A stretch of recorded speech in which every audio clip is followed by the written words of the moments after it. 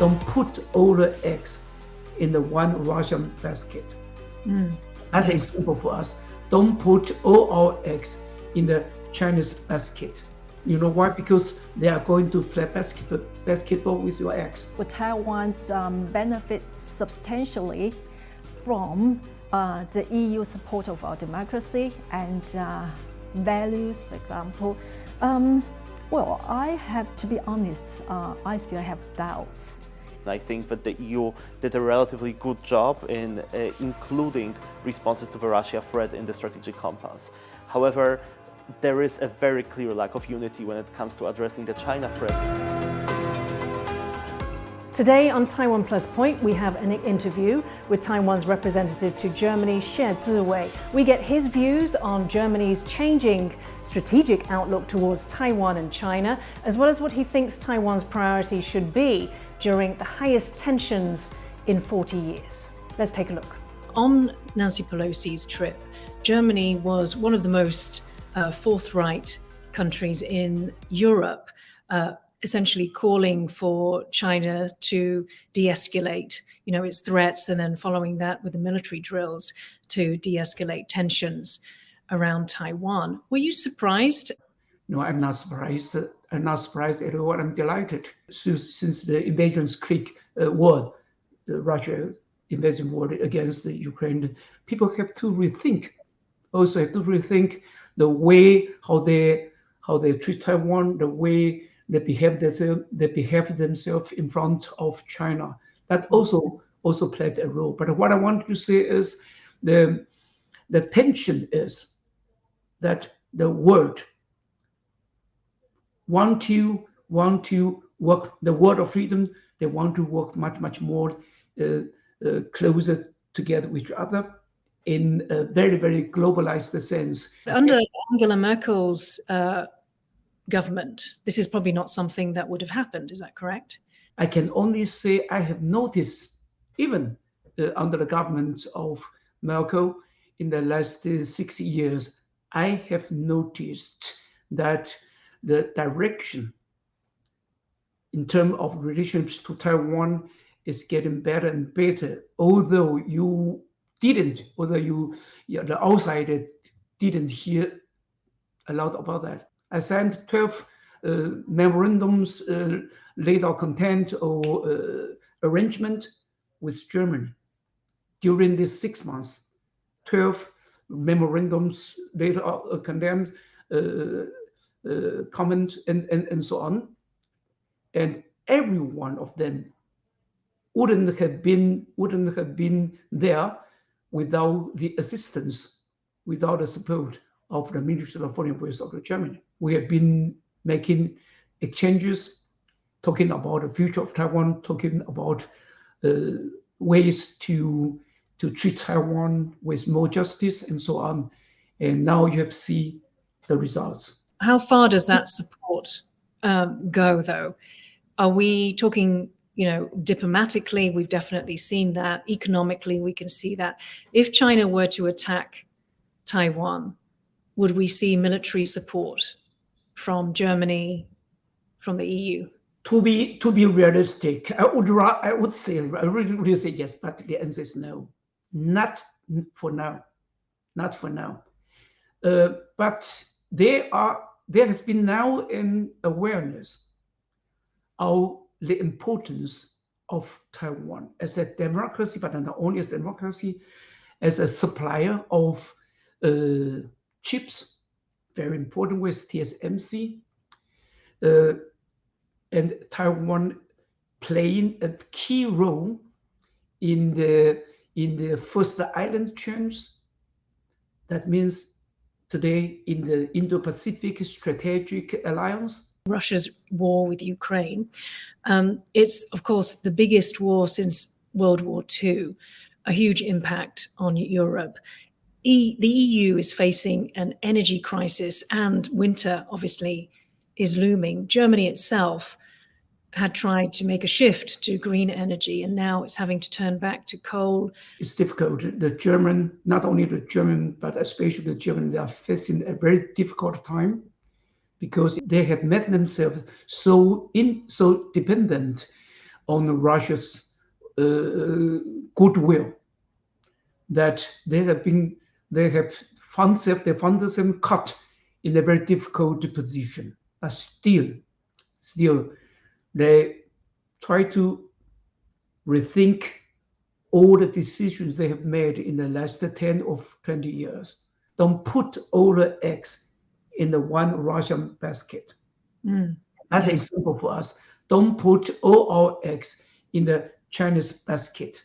You know why? Because they are going to play basketball with your eggs. And they were going to break every egg of yourself.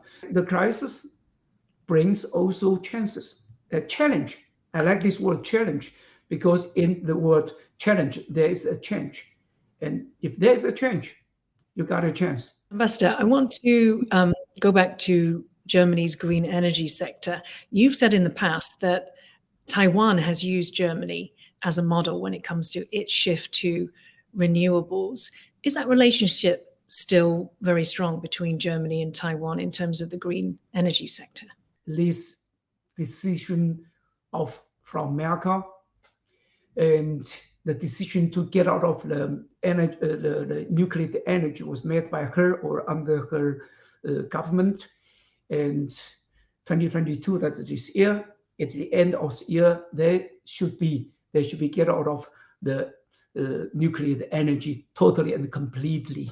There are still three at the end of years, but they're struggling now to make the decision. Should this decision be postponed for 3 or 5 years longer, or should they do it? If we are confronted with the potential attacks from China, and should one accident happen, I think it's through with us. We are finished. We will be finished.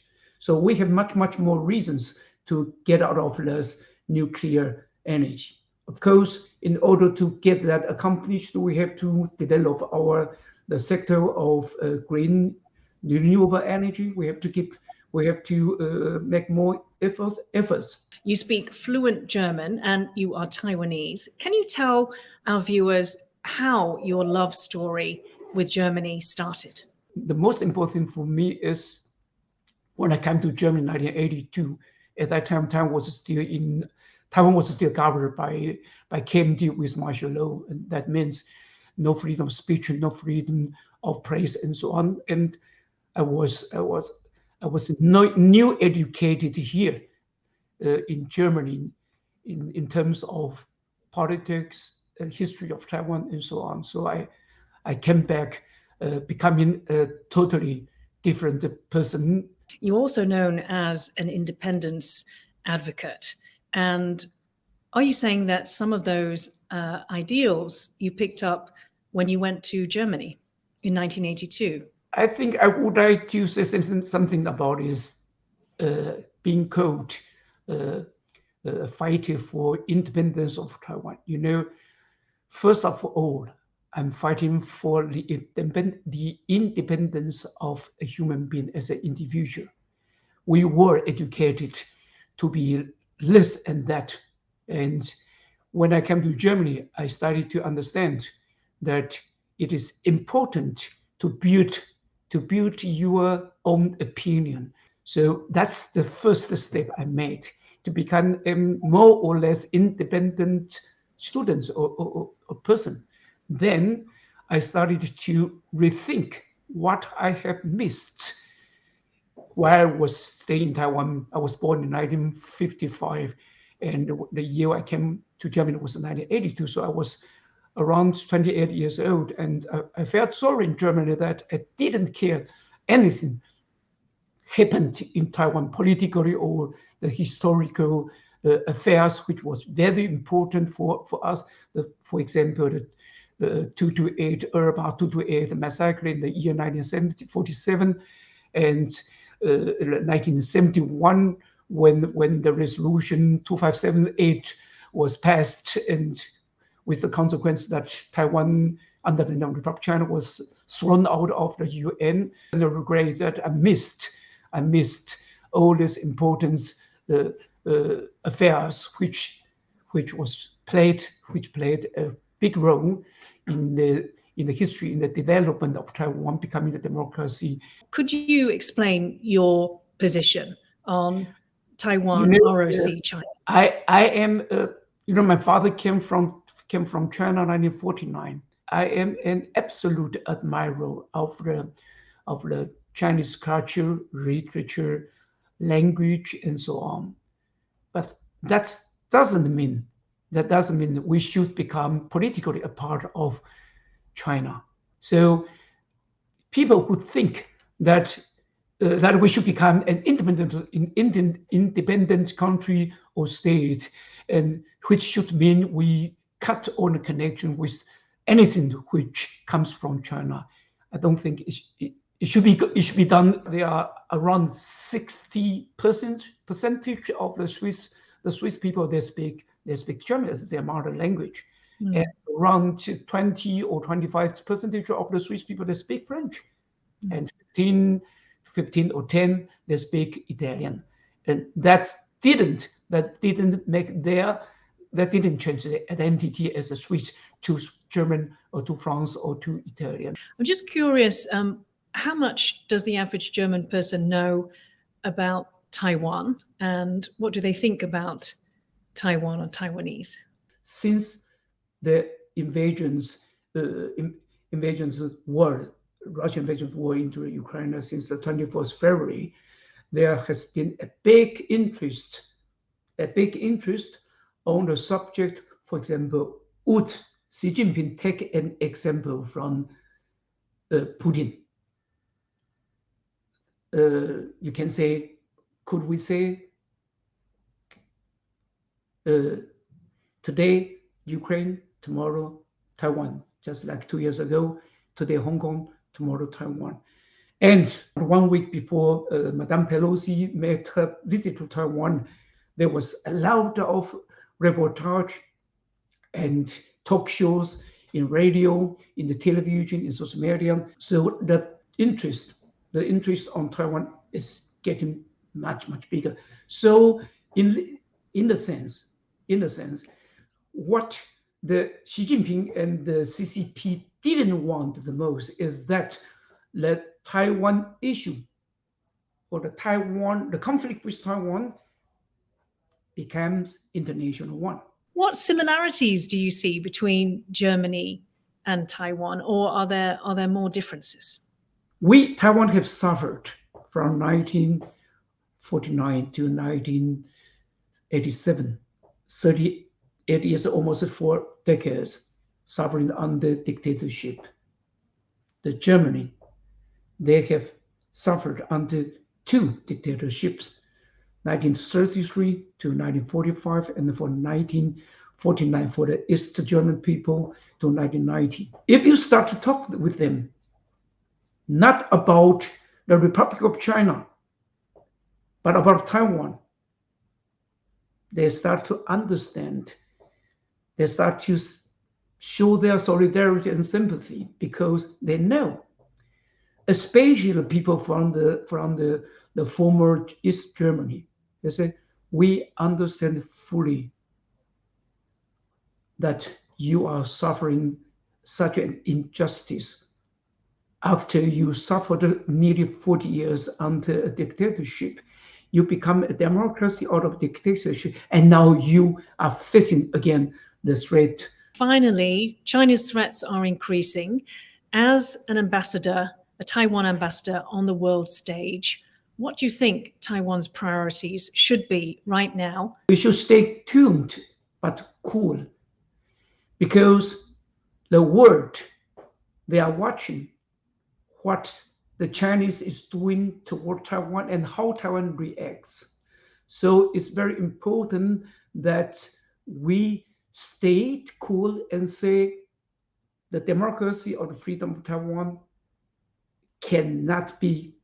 it's not a subject of compromise. And we will fight till the last man to protect, not to attack, to protect our country, our territory, our democracy and freedom. That was Taiwan's ambassador to Germany, Shieh Jhy-wey, speaking to me earlier. Now I'm joined in the studio to discuss German-Taiwan ties by Sherlin Xin of National Sun Yat-sen University Department of Political Economy and Marcin Józefski, Taipei head of the Czech think tank European Values Center for Security Policy. Marcin, if I could start with you. Now, following Pelosi's visit, German officials came out and they called on China to de-escalate tensions around Taiwan. Could these sorts of statements have occurred under the Angela Merkel government? The current traffic light coalition of Social Democrats, the Greens and the Liberal Party in Germany has definitely brought in a breath of fresh air when it comes to Berlin's engagement with Beijing. And that means good news for Taiwan because, as illustrated by the statement that you're referencing, Berlin is seemingly more open to deepening engagements with Taiwan, both in pragmatic as well as normative terms. However, we should still bear in mind that each of the three parties that forms the current ruling coalition has a slightly different idea for how to shape Germany's foreign policy. And within the three, especially Social Democrats remain somewhat ambivalent towards assuming more assertive approaches to authoritarian powers, Russia and China. And therefore, it remains to be seen if, other than these rhetorical declarations of support, we will see more pragmatic help for Taiwan from Germany. Critics say that high-level visits, such as Pelosi's, are actually a distraction and that more focus should be on deepening ties between Taiwan and its friends in other ways. What's your opinion? I would like to respectfully disagree with colleagues who discount the importance of high-level visits. Taiwan is a sovereign democracy, but its international status, its geopolitical status, is extremely precarious, and therefore it relies on symbols more than other countries that enjoy more traditional diplomatic relations.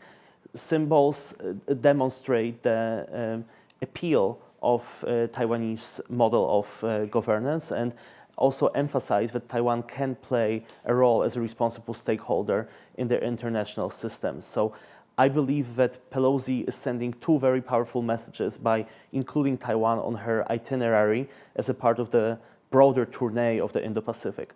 Firstly, amid Russian invasion in Ukraine, she is saying that the United States and the US legislature, which enjoys the democratic legitimacy of American people, is still focusing on the US commitment to the Indo-Pacific despite Russian atrocities on NATO's eastern flank.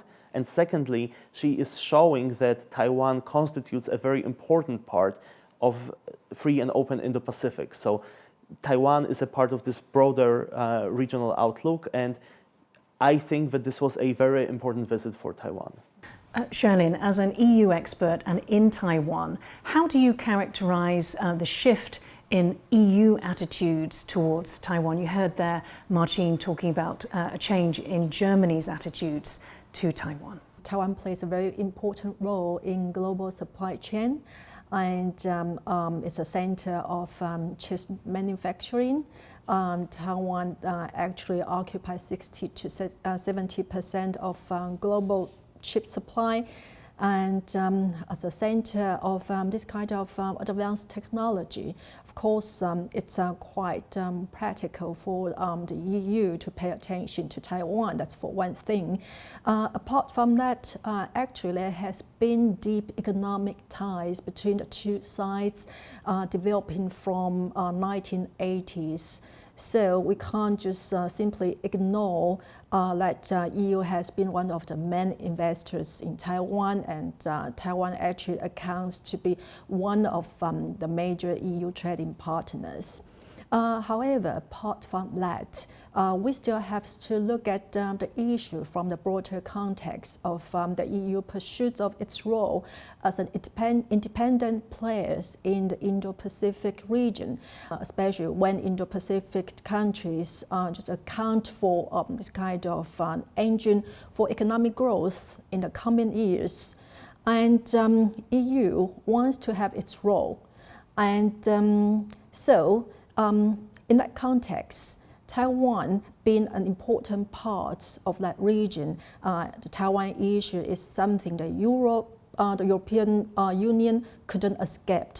So I would say that altogether, economic consideration, practical interests, and also strategic consideration altogether that make EU has to somewhat take more concerns towards the Taiwan issue, especially during the last 2 years. Yes. Martine, so alongside economic factors, are there any other factors which have caused this shift in attitudes in the EU? I really believe in the importance of values and of the symbolic importance of values in shaping relations between Taiwan and its international partners. I believe that since the onset of COVID-19 pandemic, since the onset of COVID-19, Taiwan has really embodied the popular adage that a friend in need is a friend indeed. We saw it in the #TaiwanCanHelp campaign, in the donations of sorely needed personal protective equipment. But on top of that, there's also a growing disenchantment about engagement with China in the European Union, especially in Central and Eastern European countries. Despite promises of lucrative economic deals brought about by the Belt and Road Initiative, most of these promises remain unfulfilled. So, is it purely economic, though, that disenchantment? So the disenchantment is economic on one hand, but I'm talking about this economic disenchantment in the context of symbols and values, because by not fulfilling those economic promises, China is undermining its image in Europe as a partner that is perhaps not as lucrative and not as reliable as previously might have been thought. And on top of that, there is also a disenchantment with an increasingly aggressive, increasingly belligerent attitude of China towards European countries. Yeah, and we saw that, for example, with Lithuania. And actually, the dilapidated state of Lithuania-China relations did not begin with the opening of a Taiwanese representative office. We should not let Beijing twist the narrative in that way, because even before the current government of Ingrida Šimonytė, there have been signs coming from Lithuanian intelligence, from the security agencies, saying that the promises of Chinese economic investment in the country would come with considerable security risks. For example, investments in the deep sea port of Klaipėda. So we cannot really detach economic considerations from normative considerations.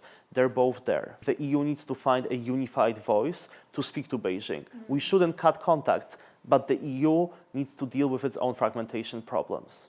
Xiaoling, do you agree with Martine that the EU can sometimes suffer from this fragmentation problem and maybe needs to think of itself as being a more homogeneous whole? Even though as a bloc, it's hard to call the EU as a unified entity in all aspects. Like, for example, let's look at the EU's reaction to Ukraine war. European countries, especially the EU members, that took concerted actions and they reached unanimous agreement on taking sanctions against Russia. Apart from that, we also see that this kind of underlying divergence among the EU members were also emerging as the war sees no end in near future. Like, for example, I would see that there's some kind of split between the traditional Western part of the EU members from those of the formal communist bloc. Unlike those from the East, who took Russia more than that, it's not just a concern, but it's a life threat. So both sides, how is it life-threatening? Life-threatening because they were bordering the Russian territory, and they have suffered Russian hegemony during the Cold War days. Unlike the West, who look at Russia from a certain distance, and sometimes they could even play as power broker in Europe. And what's the most important for them might be how to just stop the war and bring life to normalcy and restore business relations with Russia. That's part of their priority. unlike those from the Eastern Europe. So the problematic is a sustained, unified this kind of EU front against Putin, especially that, as we just mentioned, there's no immediate answer to the war. So divergence, I think that's still a very important issue we have to look upon. So Russia's invasion of Ukraine has made the idea of a Chinese invasion of Taiwan, Marcin, a lot less abstract for the Taiwanese, but also for Europeans. How likely could the EU become part of an allied military response if China attacked? I think it is really important to once again drive home this point that when it comes to its foreign policy and also defense policy, the EU is at the end of the day comprised of 27 EU member states with different strategic interests and with different calculi that drive their own foreign and defense policies. So unfortunately, I remain skeptical about whether the EU would be able to mount a unified response. And we could not see a clearer example of this fragmentation when it comes to addressing threats that originate from China than a strategic document that the European Union announced earlier this year, the EU Strategic Compass. The announcement of the document happened shortly after Putin invaded Ukraine on February 24th, and we see that the language on the response versus Russia is actually quite assertive, and I think that the EU did a relatively good job in including responses to the Russia threat in the Strategic Compass. However, there is a very clear lack of unity when it comes to addressing the China threat in the document, because the EU perpetuates this very confusing triangular narrative of China being simultaneously a competitor, a rival, and a partner. This stands in very clear contrast to a strategic concept announced by NATO. Is that why it's a lot more, if you could say, aggressive? I think it's definitely a factor. However, by saying that it's only because of the US that China was included in the new NATO strategic concept as a systemic threat is discounting the role of other European countries, including Eastern European countries, as we have discussed previously. Ukraine's President Volodymyr Zelensky says he's seeking talks with Chinese President Xi Jinping because of Xi's influence over Putin, so that he can try to end the war.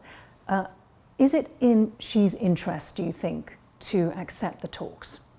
I doubt that Xi will accept an invitation to those talks, because not only since the onset of the invasion, but essentially in recent years, we have seen a growing confluence of strategic interests between Beijing and Moscow. And but it's not in China's interest to have this long, protracted war, is it?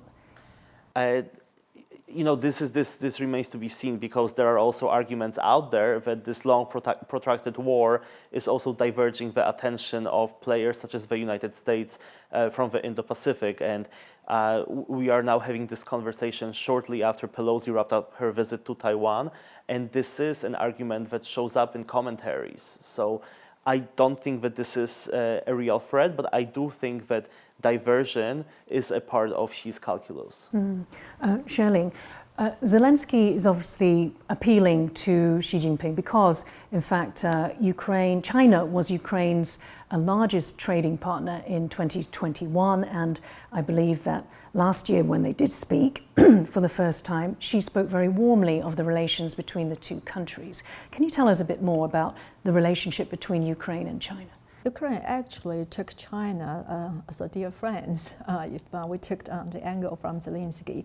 But that's not directly related to how China is going to react to the war.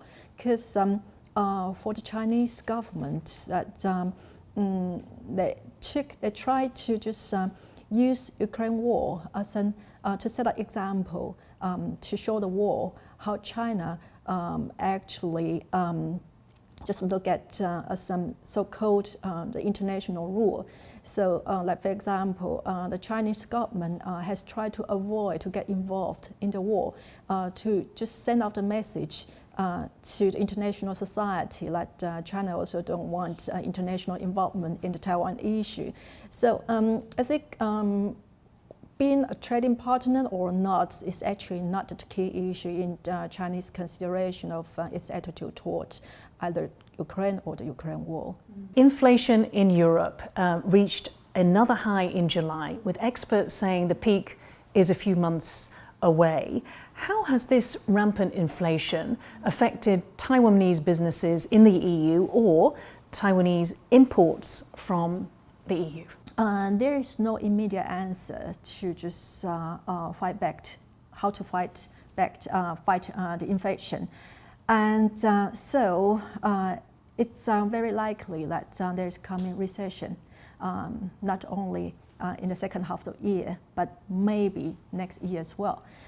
So for Taiwanese business that has this kind of that engage in the European markets, you may have to prepare for this kind of decline purchasing power from the consumption markets.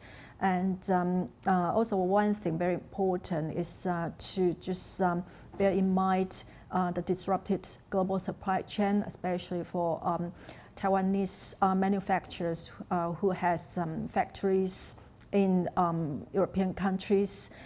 It may be it may appear to be more costly for them under such kind of situation. Yeah. Martin, how is the economic situation in the EU affecting Taiwan?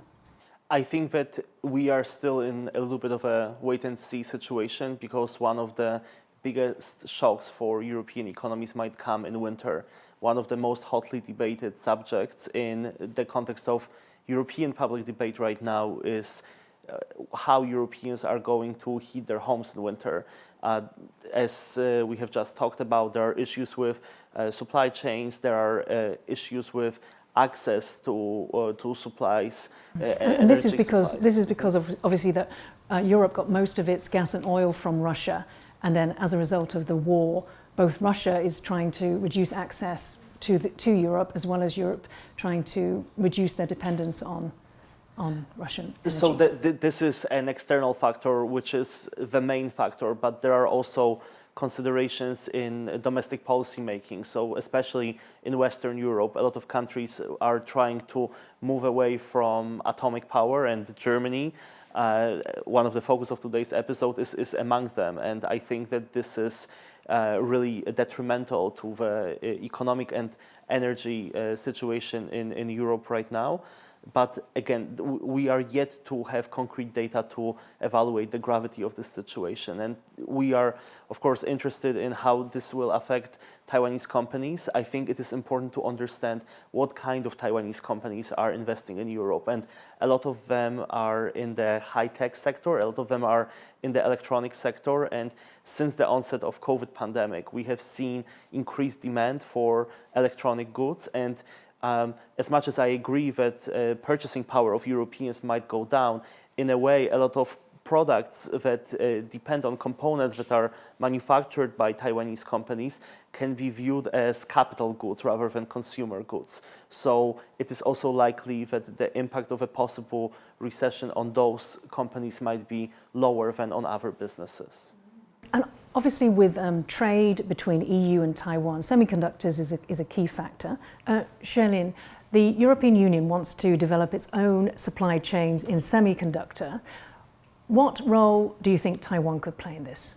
The motivation or we say the incentive of the EU to approach Taiwan, actually it's really very much related about a semiconductor, because especially since from 2 years ago, in the power struggle between China and the United States, and the two big powers, they just compete for the dominance of chip supply. That just caused urgency for the EU to find its need to just achieve its own availability of chip supply. And so that's a more like economy, but then there were also politics and also strategy concerns. So Taiwan, under such kind of circumstances, was a very important target, especially the European Commission just proposed its own Chips Act in this February, which plans for this kind of digital partnerships with third countries. Ma Qing, for the EU and its relationship with Taiwan, is Taiwan primarily a chip maker that should be courted or a democracy that must be defended? These two are not mutually exclusive, and I believe that Taiwan wears both of these hats when it seeks to deepen its engagements with the European Union.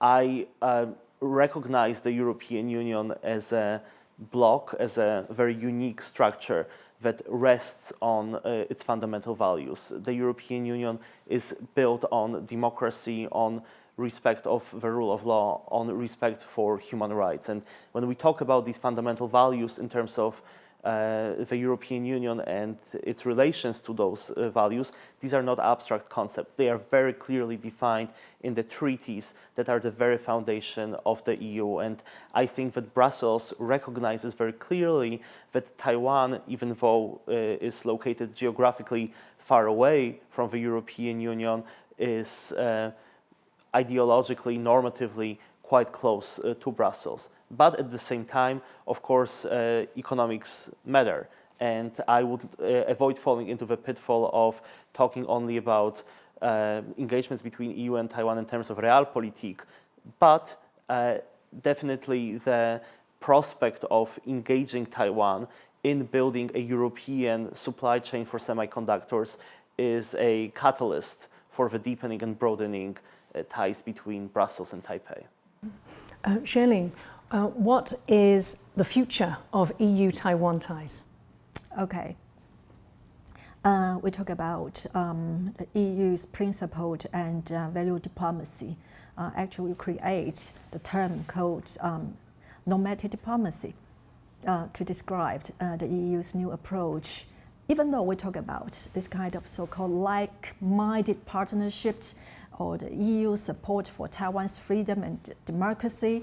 What does that mean exactly? Would Taiwan benefit substantially from the EU support of our democracy and values, for example? Well, I have to be honest, I still have doubts, because this is not the first time that Taiwan's democracy and Taiwan's pursuit of freedom has been held by the Western society, the Western world.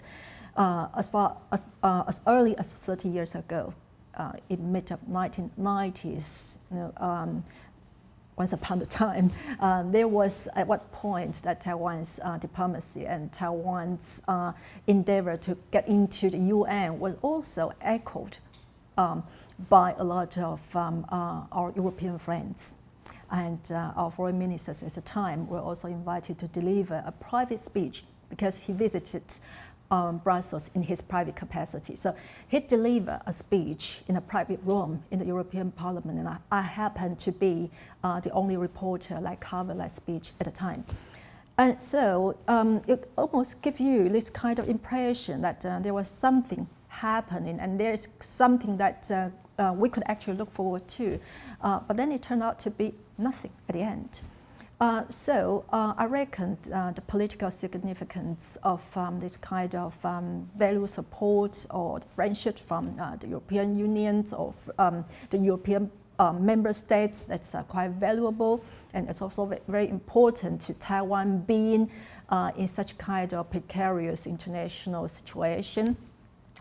However, we still have to be quite pragmatic and not over-exaggerate what we can actually achieve from this friendship. Ma Qing, do you have reservations, or is EU-Taiwan relationship growing stronger and stronger? Well, this is a $1 million question, or shall I say €1 million question, and I always appreciate a healthy dose of skepticism. I happen to come from the central Polish city of Łódź, which in the 1990s was eyed by Taiwanese authorities as a potential location of a special economic zone. So I absolutely understand what you mean when you talk about the momentum that didn't really translate into tangible action. However, by looking at the current dynamics in engagement between Taiwan and the European Union, I think that Taiwan, in a way, learned its lesson that beyond gestures, there needs to be an institutionalization of relations. And I think that we're seeing this both at EU level and at member state level. And the promises that Taiwan is giving to the EU and its member states seem to be really rooted in reality. So going back to semiconductors, you cannot just show up in the middle of Lithuania and build a factory from the ground up in a day. Because in order to fully incorporate EU countries in supply chains for semiconductors, you need know-how, you need human resources. It's not only about the sheer capital to build a factory. And Taiwan is recognizing that. That's why it all started with a special scholarship program announced for Lithuanian students to come to Taiwan and to study in the designated courses for chip manufacturing. And it may seem small, but you have to start with this very foundation in order to, you can reach for the stars, but you have to keep your 2 feet on the ground.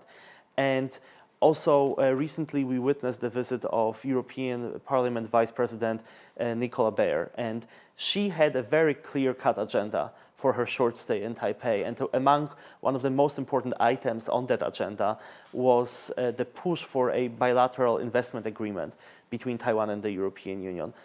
We should not lose sight of the fact that the European Union is currently the largest investor in Taiwan, and that is something very tangible. And this kind of tangible economic interaction could be further deepened by the bilateral investment agreement. There are obstacles. For example, in the executive bodies of the European Union, there was some hesitation after the European Parliament first called on the Commission to conduct an impact assessment. So that's why I'm saying that I welcome healthy skepticism, but I still like to see the glass half full. Okay, well, we'll have to end it there. Thank you so much to my guests, Shirley Shin and Marcin Izewski. For more point shows, please download the TaiwanPlus app. Stay safe and see you next time.